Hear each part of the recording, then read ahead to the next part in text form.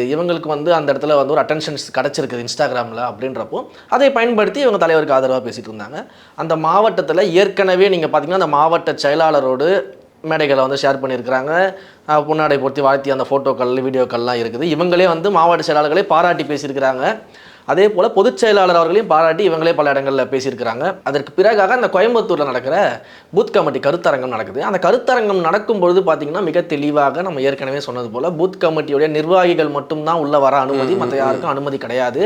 அவங்க மட்டும்தான் உள்ளே இருக்கணும். ஏன்னா நீங்கள் லைவில் பார்த்தது தலைவர் பேசுகிறாரு, ஆதவ் பேசினாரு, இவங்களாம் பேசினாங்க. நம்ம லைவில் பார்த்தோம். அதற்கு பிறகு லைவிற்கு பின்னாடி 2-3 மணி நேரம் ஒர்க் ஷாப் நடந்துச்சு. எப்படியெல்லாம் வந்து மக்களை சந்திக்கணும், அவங்க கொடுத்துருக்க டேட்டாவை வச்சு என்ன பண்ணணும், அந்த பணிகள்லாம் வந்து அங்கே ட்ரைனிங் கொடுக்கப்பட்டுச்சு. அங்கே இருக்கக்கூடிய அந்த பூத் கமிட்டி நிர்வாகிகளுக்கு ஸ்பெசிஃபிக்காக ட்ரைனிங் கொடுத்தாங்க. திரு சிடிஆர் அவர்களும் திரு ஆதவர்ஜன் அவர்களும் சேர்ந்து அந்த ட்ரைனிங் கொடுத்தாங்க. தலைவரும் அந்த ட்ரைனிங்கில் இருந்து முழுமையாக பார்த்துட்டு தான் அன்றைக்கி போனார். ஸோ இந்த பயிற்சிக்கு நிர்வாகிகளை தவிர வேறு யாரும் அலோடு கிடையாது பூத் கமிட்டி நிர்வாகிகள் சொல்லிட்டு அலௌன்ஸ் பண்ணியாச்சு. அப்படி தான் வந்திருந்தாங்க.